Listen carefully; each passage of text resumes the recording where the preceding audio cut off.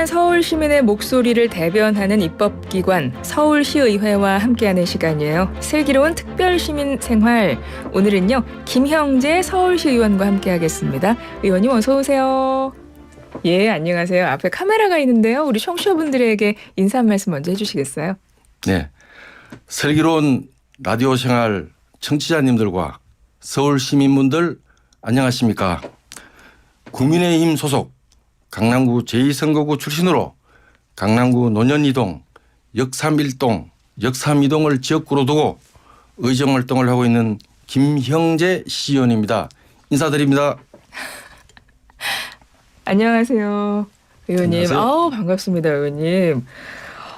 서울 시민분들께 인사를 쭉 해주셨는데요.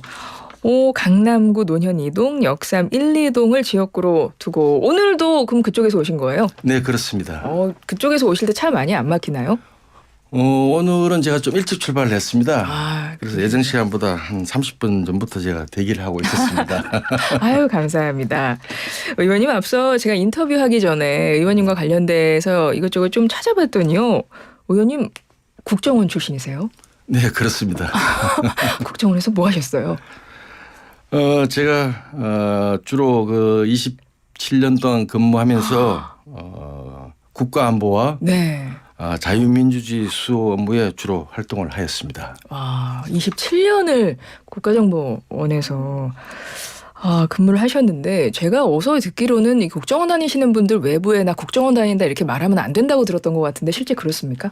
네, 뭐 공적인 그 업무 수행 이외에는 어떤 사적인 영역에서는 원칙적으로는 뭐 신분 노출을 금지하는 게 저희들 방침이죠. 국가 안보를 위해서 일을 하시는 거니까요. 그렇습니다. 근데 이게 나오시고 나서는 말씀하셔도 돼요. 나 국정원 나왔다.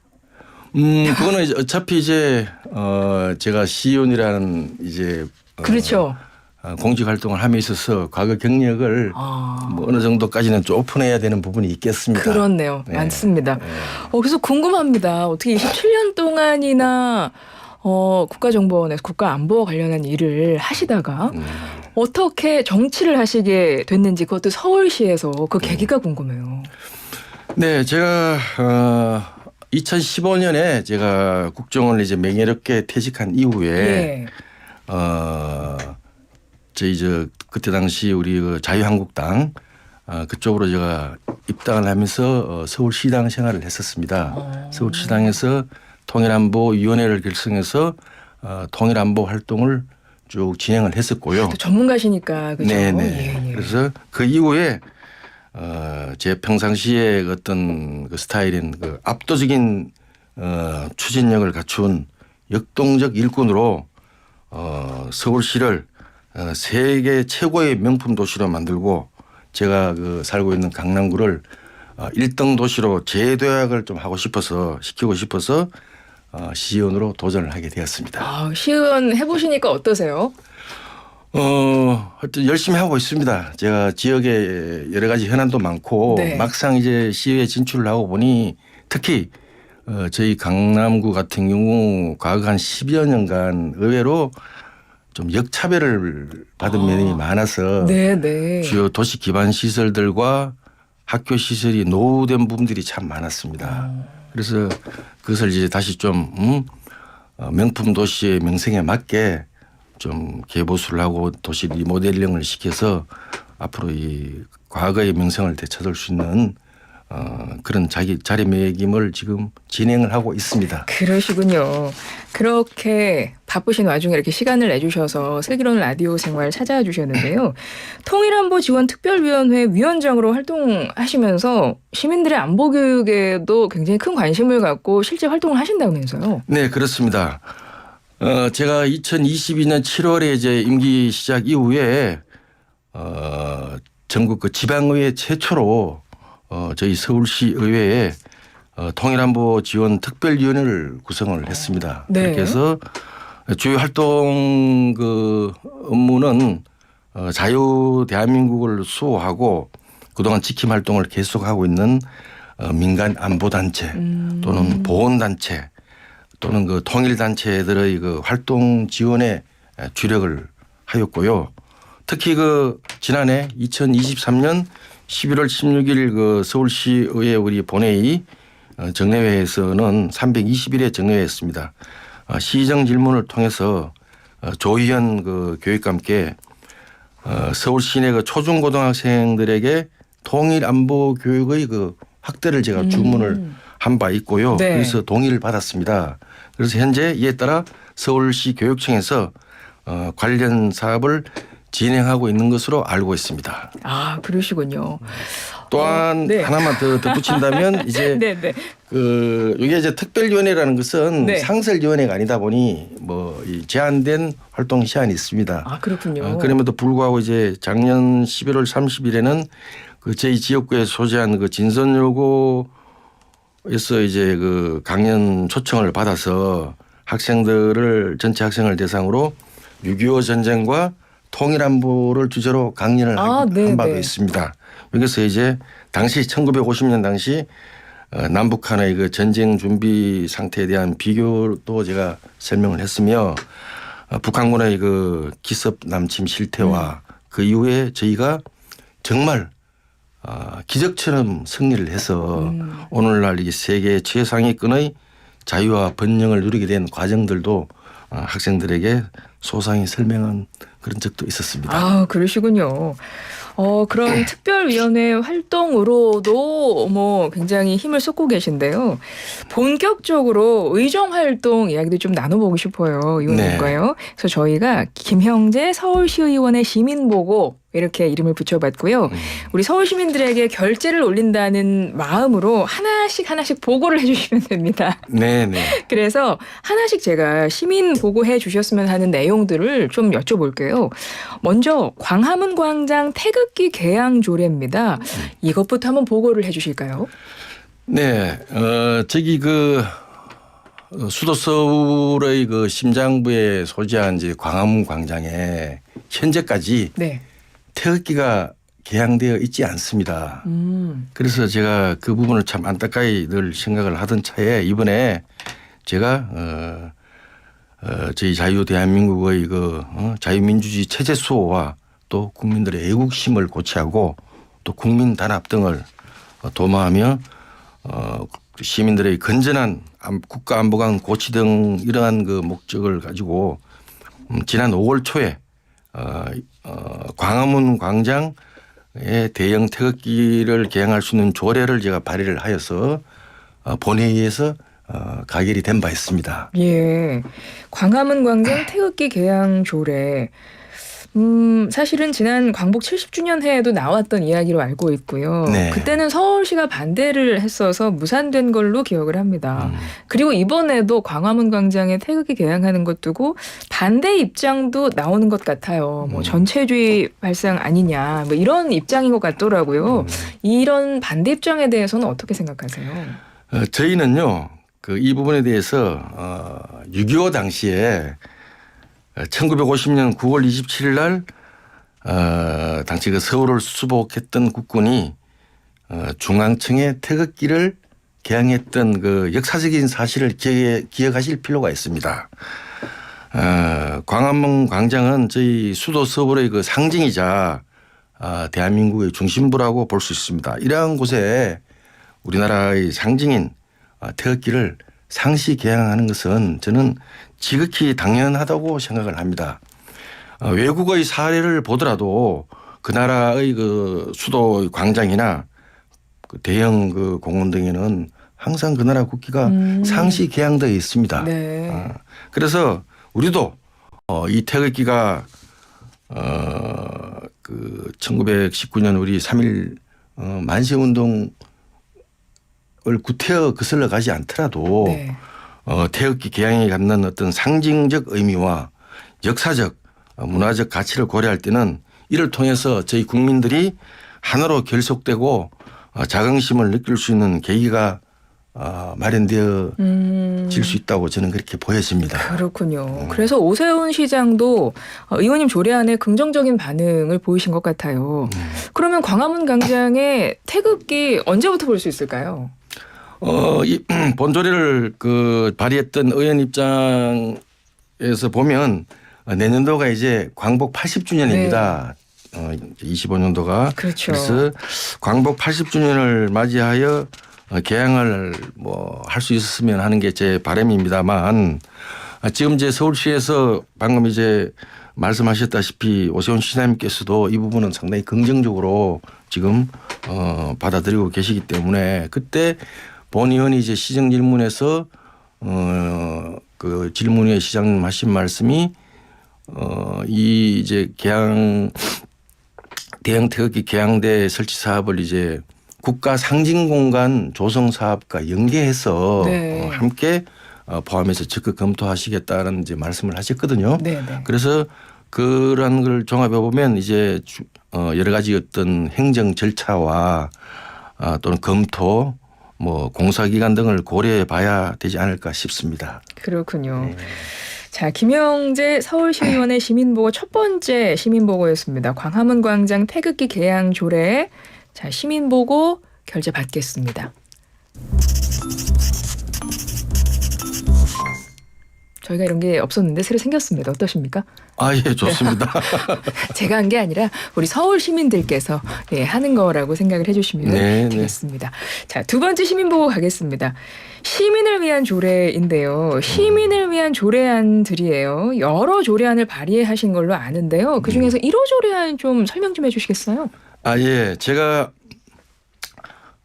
일단 그 네밍을 제가 붙였던 조례가 이제 시민을 위한 1호 조례라는 게 있었습니다. 네네. 이게 주로 내용이 뭐냐면 서울시에서 발주하는 300억 원 이상의 대형 공사에는 반드시 우리 서울 시민들 주민들의 의견을 수렴하도록 하는 의무화시키기 위한 그런 조례인데요. 300억 이상의 대형 공사일 경우에요. 네, 그렇습니다. 예. 그래서 이걸 하기 위해서는 반드시 주민협의회를 구성해서 운영을 하도록 하는 그런 조례 제정안이었습니다. 예.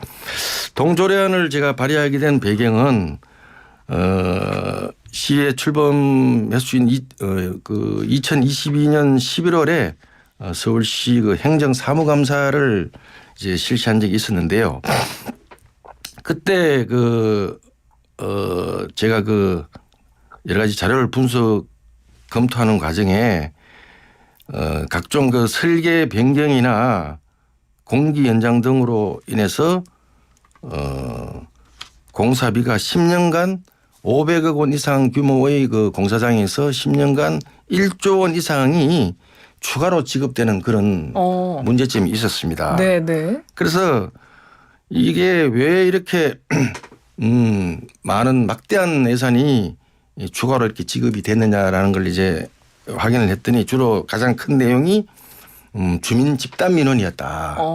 그래서 그럼 사전에 주민들 민원이 일어나지 않게 의견을 좀 듣고 수렴해야 되지 않느냐 했더니 그때 당시는 그런 절차가 없다는 내용이었어요. 그렇군요. 그래서 지금 풀뿌리 민주주의를 지향하는 지방자치 시대에 주민 의견을 수렴하지 않고 우리 행정부서에서 일방적으로 하는 것은 행정 편의주의적인 발상이고 일종의 행정 독선으로 갈 수도 있다. 네네. 그래서 앞으로는 반드시 이런 대형 공사를 할 때는 주민들의 그 의견을 수렴해야만 하겠다 하는 그런 이제 제가 판단을 하였고요.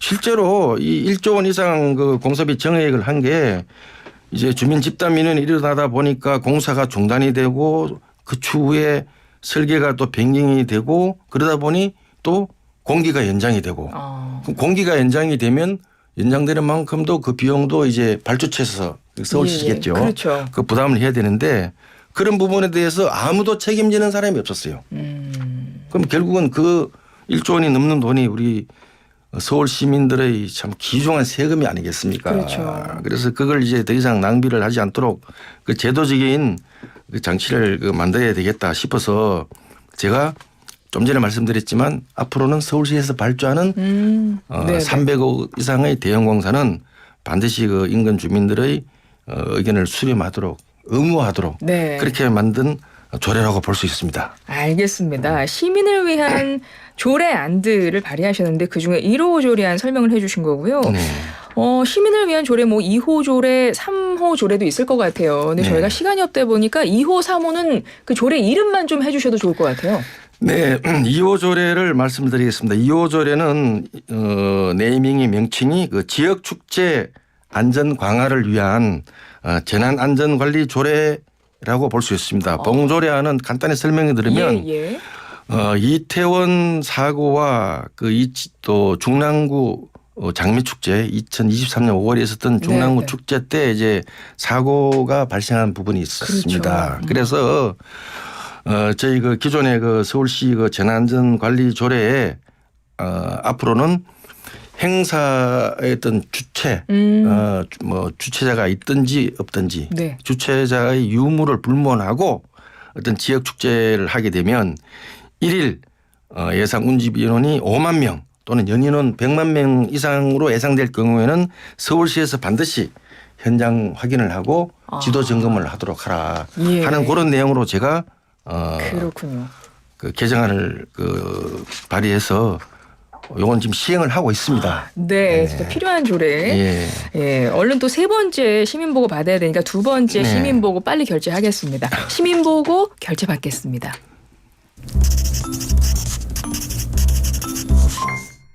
네, 서명이 굉장히 길어요. 서명이 궁금합니다. 어떤 모양일지. 두 번째 시민보고 결제 받았고요. 자, 세 번째 시민보고도 보니까 강남역 일대 수방 예산 약 300억 원 확보 이런 내용이네요. 좀 설명 좀 부탁드릴까요? 이게 사실 이 강남역 일대가 매년이라 그러면 못하지만 한 몇 년에 한 번씩 아주 집중호우가 발생할 때 침수되는 그런 현상이 이제 되풀이되어 왔습니다. 네. 그래서 특히 2002년 8월 8일 날 집중호우가 발생해서 강남 일대가 침수가 되고 그렇죠. 또 안타까운 인명사고도 발생을 했고 여러 가지 또 시민들께서 많이 불편을 하셨죠. 네, 그래서 네. 두 번 다시 이런 침수 사고가 재발하지 않도록 제가 소속된 도시안전건설위원회에서 제가 이 침수 재발 방지를 위한 예산을 한 300억 원을 제가 긴급 투입을 해서 현재 강남역 일대 배수 용량을 정대시키기 위한 지하 배수로 확장 사업이라든지 또는 그쪽 침수 지역인 서운로라고 있습니다. 네, 그쪽 네. 지역의 저지수로 개설 사업이라든지 그것을 진행을 하고 있고요. 또 불가피하게 침수가 되었을 때는 긴급하게 이 배수를 실시할 수 있도록 제가 서울시 소방재난본부 측에 시비를 지원을 해서 고성능 펌프와 또 험비 배수 펌프차 등을 지원을 해서 지금 원래 지난주에 이제 시범 운영을 했어요. 단체에서 네. 강남구 재난안전 한국훈련을 실시하면서 시범 운영을 했는데요. 아주 성능이 좋아 보였습니다. 그래서 대비를 하고 있고 또한 이와 함께 서울시에서는 이제 침수가 예측될 때 경보 시스템 체제를 지금 구축을 하고 있고 또 침수 취약 가구에는 필요시에 대피를 유도하고 도와줄 수 있는 이른바 침수 동행 파트너 제도를 도입을 해서 네. 지난 5월 23일 날 발대식을 개최한 바가 있습니다. 그러시군요. 강남역 일대 수방 예산 약 300억 원 확보에 대한 내용 세 번째 시민보고를 해주셨는데 또 강남구가 지역구이시기도 하니까요. 그렇습니다. 예, 훨씬 더 심혈을 기울이셨을 것 같습니다. 자, 세 번째 시민보고 결제 받겠습니다.